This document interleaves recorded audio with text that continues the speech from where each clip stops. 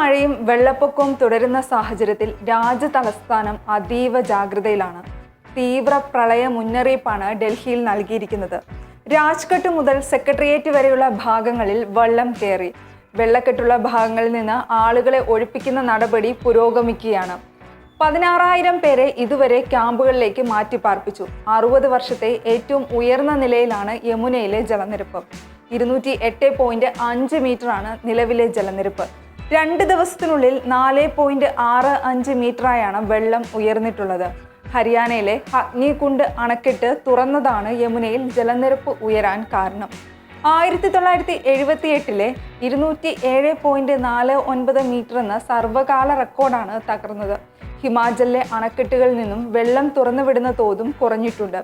ഇതിനാൽ ഹരിയാനയിലെ ഹഗ്നികുണ്ടിൽ നിന്നുള്ള നീരൊഴുക്ക് കുറയുന്നതോടെ യമുനയിലെ ജലനിരപ്പ് താഴുമെന്നാണ് വിലയിരുത്തൽ. നഗരത്തെ ബന്ധിപ്പിക്കുന്ന പ്രധാന റോഡുകളിൽ വെള്ളം കയറിയതോടെ ഗതാഗതം പലയിടത്തും നിലച്ചു.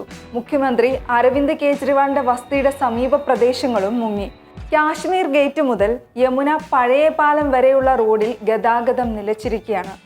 ഗീത കോളനിയിൽ വെള്ളം ഉയർന്നതിനാൽ പ്രധാന ശ്മശാനമായ ശംശാൻഘട്ട് അടച്ചിടാൻ അധികൃതർ നിർദ്ദേശിച്ചു.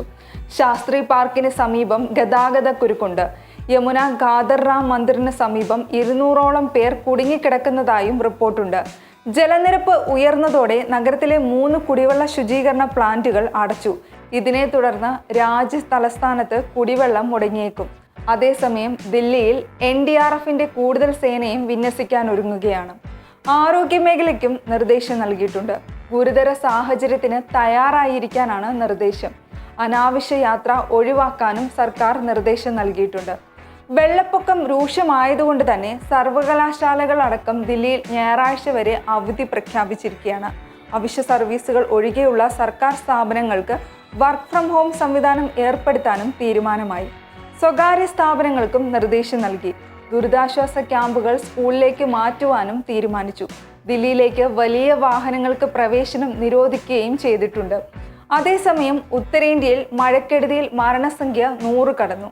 ഹിമാചൽ പ്രദേശിൽ മാത്രം 80 പേരാണ് മരിച്ചിരിക്കുന്നത്. പഞ്ചാബിലും ഹരിയാനയിലും ശക്തമായ മഴ തുടരുകയാണ്. ഇരു സംസ്ഥാനങ്ങളിലുമായി 12ഓളം പേർക്കാണ് ജീവൻ നഷ്ടമായിരിക്കുന്നത്.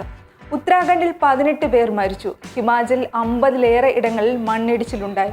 4000 കോടി രൂപയുടെ നാശനഷ്ടമാണ് ഈ പ്രദേശങ്ങളിൽ ഉണ്ടായിരിക്കുന്നത്.